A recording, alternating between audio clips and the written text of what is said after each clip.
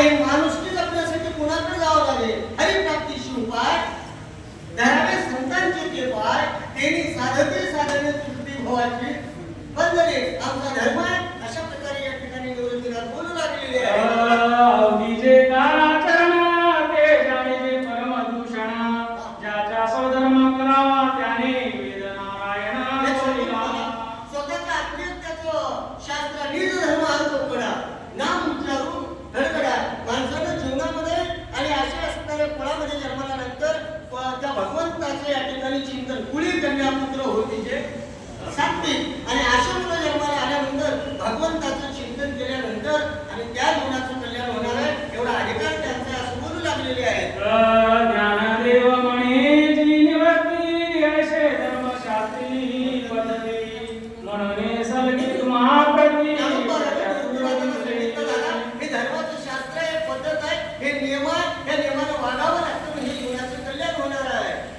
या परिसोपान बोले वचन, याती कुल काया प्रमाण, भक्ती बिन श्री हरी चरण, प्राप्त न होती सर्वथा. त्यावेळेस या ठिकाणी अंतःकरणाचा भेद टाकून आणि सगळ्यांना समान मानून आणि असं भजन जरी चिंतन केलं तर त्या भगवंताची प्राप्ती होती. दादा मला जेवढं कळते तेवढं मी सांगायला लागलोय असं कोण ज्ञानोबाने निवृत्तीनाथाला बोलू लागलेले आहे. दुर्वासा वशिष्ठ मुनी गौतम, व्यास वाल्मिक अगस्ती परम, पांडवाचे कुळ उत्तम, कवडे शास्त्री म्हणतिले. मंडळी काय तुम्ही शास्त्राकडे पहा. माणूस वयानं मोठा आहे का ज्ञानानं? सामदेवाचं वय बोलच लागेल मला काय पडतो 1400 वर्ष. ज्ञानोबरायचं वय 16 वर्ष. कोण कोणाच्या पाया पडावं? सगळ्या माणसाला या केस पांढरे होऊन गेल्या 85 वर्ष वय झाले. अक्कल नाही का माझ्या पाया पडतो? आणि तुला अकलीचा मी पत्ता आहे का? 85 वर्ष वय ठेवतो काय घेतलं कळा तुला? एक सांगू तुम्हाला माझं मगतो वय किती याला किंमत आहे, वय किती झाले याला किंमत नाही, ज्ञान किती याला किंमत आहे.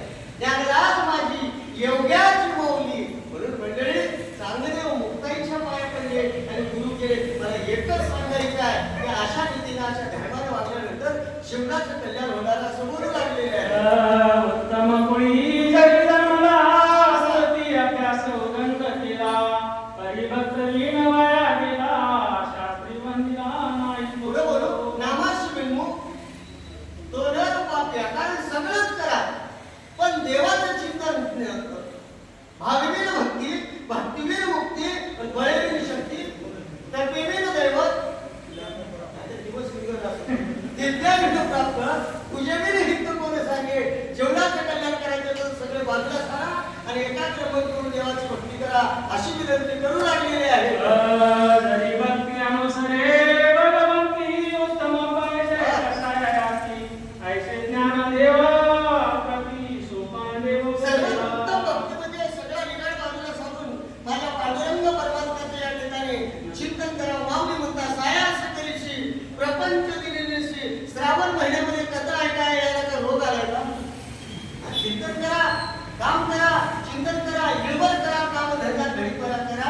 मला हरिगोविंदा त्या भगवंताचं चिंतन करणं आद्य कर्तव्य. आता गाजवाला म्हणून मी रात्रीवर झोपलो नाही, आता थोडा आराम करतो नाही जमलं म्हणजे महाराज आराम करणारा महाराज आराम राहते. मला इकडे सांगायचं की असं चिंतन करत असताना आणि ती भक्ती ही सर्वात मोठी आहे आणि अंतःकरणामध्ये प्रेम असं बोलू लागलेले आहे. या परिसंवाद परस्पर करून तिथे प्रयोग करा, ब्राह्मणासी करून नमस्कार, तेथून लगेच त्या ब्राह्मणाला नमस्कार करून आणि त्या ब्राह्मणाचं चिंतन करा, पाया पडा असं विचार केलेले आहे. जाऊनी अगोदात्री तीर्थयात्रा संपादिली सारी, मग प्रवेशुनी आणि पैठणला या ठिकाणी नाथभावांची अशा असणारे पैठण